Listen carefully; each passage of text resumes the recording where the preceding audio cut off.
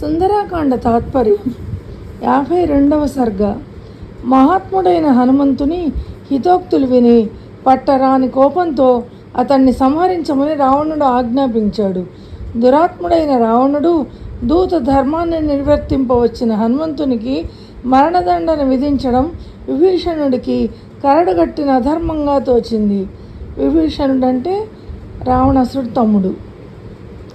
యుక్తాయుక్త విచక్షణాశీలుడైన విభీషణుడు కుపితుడై రావణుడు తలపెట్టిన దుష్కృత్యాన్ని నివారించడానికి ఏం చేయాలా అని ఆలోచించసాగాడు. తన మృదు మధుర భాషణలతో శత్రువుల మనస్సును సైతం గెలుచుకోగల దక్షత ఉన్న విభీషణుడు తన కార్యాచరణను నిశ్చయించుకున్నాడు. పిదప పూజ్యుడైన అన్నగారితో అతడి ఆదేశంలోని అనౌచిత్యాన్ని శుతిమెత్తగా ఇలా విన్నవించసాగాడు. రాక్షసేంద్ర, చొరవ చేసుకుని మాట్లాడుతున్నందుకు నన్ను మన్నించు. కోపాన్ని విడిచిపెట్టు. నా విజ్ఞాపనను ఆలకించు. అనుచితాలను ఎరిగిన రాజశ్రేష్ఠులు దూతను ఎన్నటికీ వధించరు. ఓ సాటి లేని మహావీరుడా, దూతగా వచ్చిన ఈ వానరుణ్ణి చంపడం రాజధర్మానికి విరుద్ధం. లోక మర్యాద ప్రకారం కూడా ఆక్షేపణీయమైన నింద్యము. కోపంలో ఇటువంటి దుష్కార్యానికి పాల్పడడం నీ అంతటి వాడికి తగదు. నువ్వు ధర్మాలు కూలంకషంగా ఎరిగిన వాడివి. కృతజ్ఞత అంటే ఏమిటో బాగా తెలిసిన వాడివి. రాజధర్మ కోవిదుడవు. ప్రాణుల పట్ల వ్యవహరించవలసిన తీరుతెన్నులు క్షుణ్ణంగా తెలిసిన వాడివి. నీకు తెలియని పరమార్థం లేదంటే అతిశయోక్తి కాదు. అంటే రావణాసురుడికి అన్నీ తెలుసట, అన్ని ధర్మాలు తెలుసు. నీ వంటి మహత్తర పరిజ్ఞాన సంపన్నులు కూడా కోపానికి వశవర్తులైతే ఇక శాస్త్ర పాండిత్యం గడించడం వలన ప్రయోజనం ఏమిటి? అలా సంపాదించడం వృధాశ్రమగానే పరిణమిస్తుంది కదా.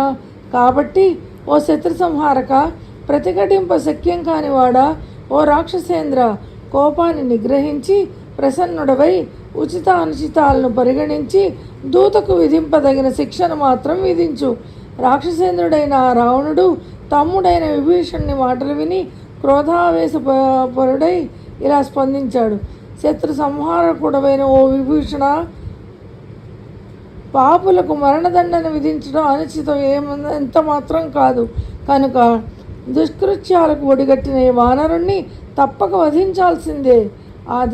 అధర్మానికి మూలమైనది, దోషభూయిష్టమైనది, కేవలం కోపంలో జనించింది, దుర్జనులు మాత్రమే సమ్మతించేది అయినా ఆ రావణుడి వచనాన్ని విని వివేకవంతుడైన విభీషణుడు పరమార్థయుక్తమైన మాటలతో ఇలా స్పందించారు.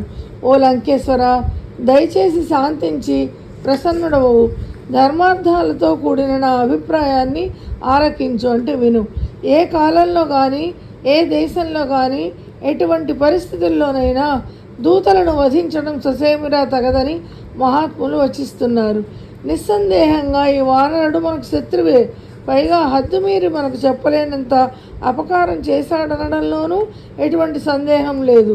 అయినప్పటికీ దూతవధను మహాత్ములు ముమ్మాటికి సమ్మతించరు. శిక్షార్హుడైన దూతకు విధించదగిన అనేక ఇతర దండనలు ఉన్నాయి కదా. అంగవైరూప్యం కలిగించడం, కొరడాలతో కొట్టడం, తలగొరిగింపబడడం, శరీరం మీద కాల్చి ముద్రలు వేయడం, ఇటువంటి శిక్షలు దూతలకు విధించవచ్చునని చెబుతారు. కానీ దూతవధను కని విని ఎరుగం. ధర్మార్థానందు సుశిక్షితమైన బుద్ధిగల యుక్తాయుక్త విచక్షణతో సముచిత నిర్ణయం తీసుకోగల నీ వంటి వివేకి ఇటు కోపానికి లోనైతే ఎలా? జ్ఞాన సంపన్నులు కోపాన్ని నిగ్రహించుకొని ఉంటారు కదా.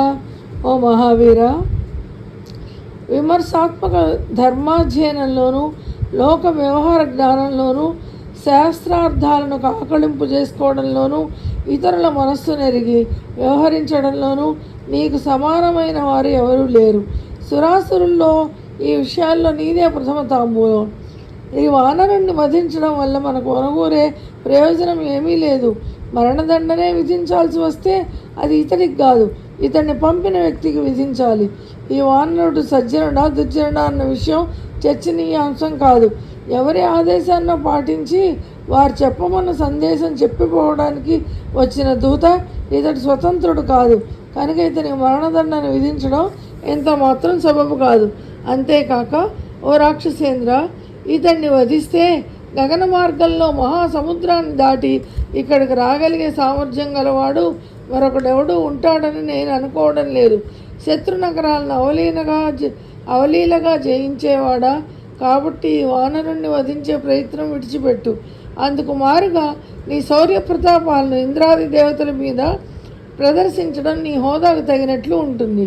యుద్ధప్రియుడమైన ఓ రాజా, ఈ వానరుణ్ణి వధిస్తే సుదూరంలో ఉన్న బలగర్వితులైన రాజకుమారులను ప్రేరేపించి యుద్ధానికి తోడ్కొని వచ్చి నీకు యుద్ధానందం కలిగించే మరొక దూత ఎవరూ నాకు కనిపించడం లేదు. రాక్షసుల మనసులను రంజింపజేసేవాడా, పరాక్రమము, ఉత్సాహము, మనోస్థైర్యము సంతరించుకున్న సురాసురులు కూడా జయించడం మాట అడ్డుంచి యుద్ధంలో నీ ముందు నిలబడలేరు. అట్టి నువ్వు ఈ యుద్ధ అవకాశాన్ని చేతులారా జారవిడవకు. సురులు, అప్రమత్తులు, మానధనులు, ఉత్తమ వంశజులు, శస్త్రధారులలో శ్రేష్ఠులు నీ హితం కోసమే యుద్ధ సన్నద్ధులై నీ పోషణలో కోట్లాది మంది యోధులు ఉన్నారు. ఆ మహాసైన్యంలో కొంత భాగం తీసుకొని వెళ్ళి మూఢులైన రాజకుమారులను ఇద్దరిని జయించి తద్వారా నీ పరాక్రమము ప్రభావము ఎంతటివో చూపడానికి నీ అజ్ఞానవర్తులైన కొందరికి ఇప్పుడే యుద్ధానికి వెళ్ళడానికి ఆనతివ్వు. రాక్షసేంద్రుడు, మహాబలసంపన్నుడు, దేవతల శత్రువు అయిన రావణుడు తన తమ్ముడైన విభీషణ పలుకుల్లో ఔచిత్యాన్ని గ్రహించి అతడి సూచనలను పాటించాలని నిర్ణయించాడు. శ్రీమద్ వాల్మీకి రామాయణమున సుందరకాండలోని 52వ సర్గ తాత్పర్యం సమాప్తం. Hi friends, welcome to Radha's all in one. Please like, share and subscribe my channel. Comment also please. Thank you for watching.